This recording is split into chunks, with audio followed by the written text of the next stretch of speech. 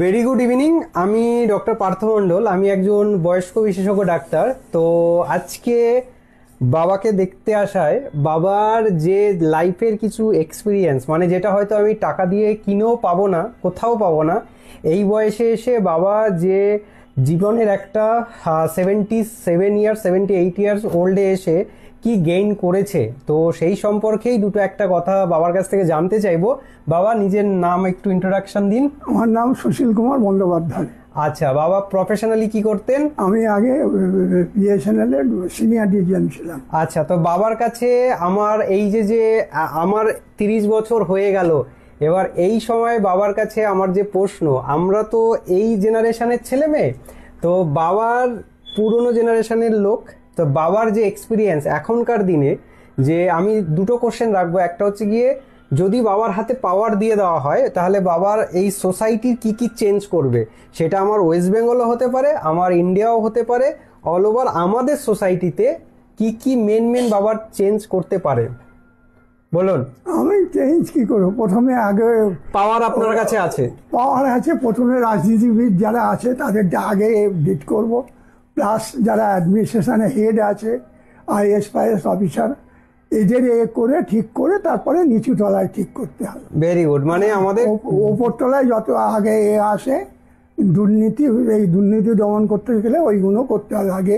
ওপরতলা থেকে দুর্নীতি দূর করতে হবে, রাজনীতিবিদদের দুর্নীতি দূর করতে হবে, তারপরে সাধারণ লোকের কাজের মাধ্যমে তাদের ওই দেশের কাজে লাগাতে হবে। কিন্তু আজকের দিনে আমাদের এই যে নতুন জেনারেশন, তোমার হচ্ছে গিয়ে আমাদের ওই 1000 টাকার লক্ষ্মীর ভান্ডার, আমাদের বেকার ভাতা, আমাদের এই টিকটক, আমাদের মোবাইল, এইগুলোতেই আমরা মেতে আছি। আমরা পড়াশুনো কি করছি না করছি, আমাদের ছেলে মেয়ে কি চাকরি পাবে কি না পাবে, আমাদের সেটা কোনো চিন্তা ভাবনাই নেই। তো আপনার মতে এই সোসাইটি যেভাবে রান করছে, এইভাবে যদি রান করে, আর নেক্সট 50 বছর পরে আমার সোসাইটির কি অবস্থা হবে? একটা এডুকেশন, কোনো চাকরি নেই, কোনো জব নেই, ছেলে মেয়েকে পড়াশুনো করাবো কি জন্য? এবং সিস্টেমে যদি গলদ থাকে, সেখানে সিস্টেমকে না চেঞ্জ করলে, এখন সব সহজলভ্য জিনিস যেগুলো আছে সবাই সেইগুলোই পেতে চায় আর কি। কষ্ট করে মেহনত দিয়ে বা নিজেদের চেষ্টা বা সরকার থেকে যে প্রচেষ্টাগুলো করা, সেইগুলো ঠিক মতন করা হয় না। যা করা হয় রাজনীতির লাভের কথাই ভেবে। বাহ, ভেরি গুড। মানে হচ্ছে গিয়ে যা হচ্ছে গিয়ে ফ্রি খাবার, ফ্রি টাকা, রাজনীতিক লাভের জন্যই কিছুটা কিছু কিছু ক্ষেত্রে দেওয়া দরকার, নো ডাউট, কারণ তাদেরও দরকার আছে। তবে এটাকে আমরা মিস ইউজ করি, এতে অনেক দুর্নীতি ঢুকে আছে। আচ্ছা, এইগুলো যদি তোলা যায় তাহলে এর ফলটা কিছুটা পাওয়া যাবে। এই যে টাকাগুলো দেওয়া হচ্ছে, সে যে ভান্ডারি হোক, গরিব মানুষকে দেওয়া হচ্ছে, খুব ভালো জিনিস।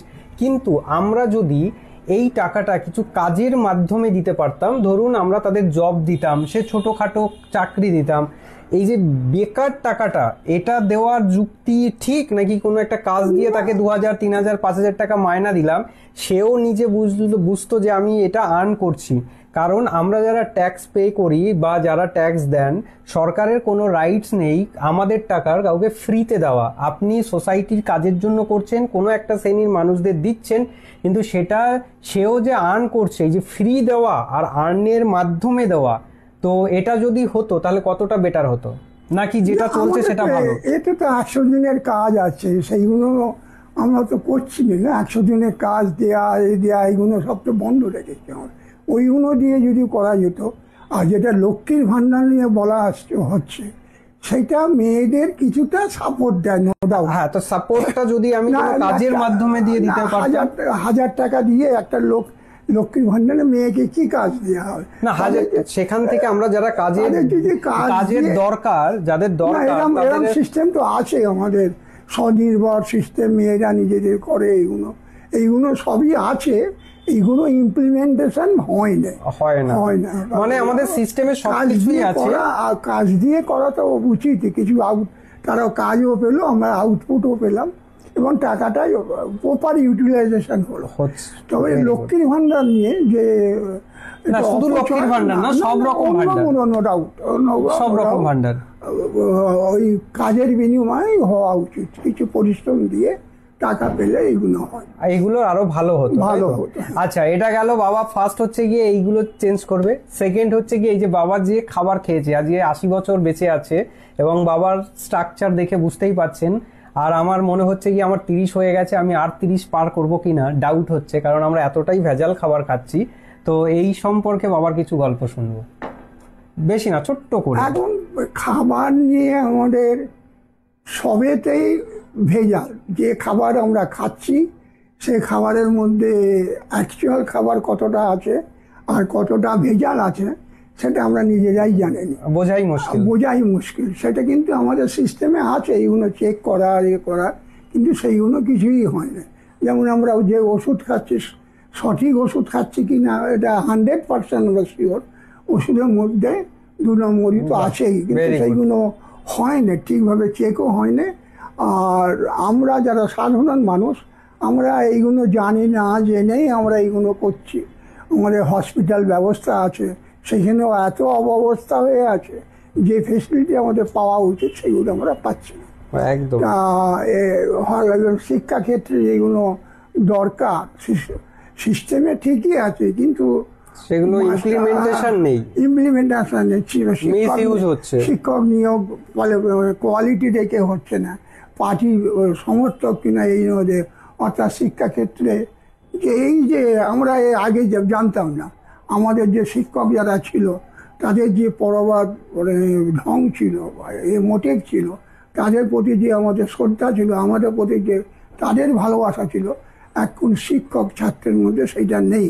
কারণ সমাজ ব্যবস্থায় সেটাকে দূর করে দিয়ে এনেছে নিজে, যাতে করে অযোগ্যদের চাকরি দেওয়া এবং ছাত্রদের রাজনীতিতে ইউজ করা, এই সমস্ত ওভারঅল উন্নতির কথা কেউই চিন্তা করে না।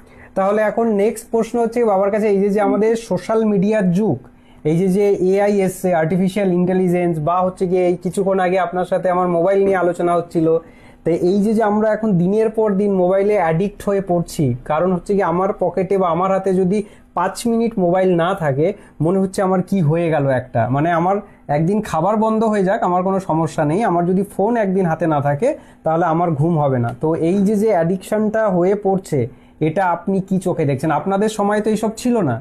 তখন ছিল না, কিন্তু এখন টাইম বলছে এগুলো আমাদের দরকার আছে। Very good. দরকার আছে মানে, কিন্তু এত মিসইউজ হচ্ছে যে এআই কথা বলছি আমরা, অ্যাকচুয়াল ঘটনাকে না দিয়ে কি বিকৃত করে দেখা, এগুলো বন্ধ হওয়া উচিত। আর এইগুলো বন্ধ পৃথিবীতে কেউ করতে পারবে না। আজকাল যা সমাজ ব্যবস্থা হয়ে গেছে, তাহলে আমরা চেষ্টা তো করতে পারি, চেষ্টা করা যে করছে, কিন্তু যারা চেষ্টা করবে তারাই তো এগুলো তৈরি করছে করে। আজকে আমরা যে আসক্ত হয়ে যাচ্ছি, আজকে যে মেডিকেল ছাত্রদের কথাই ধরি, আমরা আগের যে আমরা ছাত্রদের বা ডাক্তারদের দেখেছি, এখন তো অনেক তফাৎ।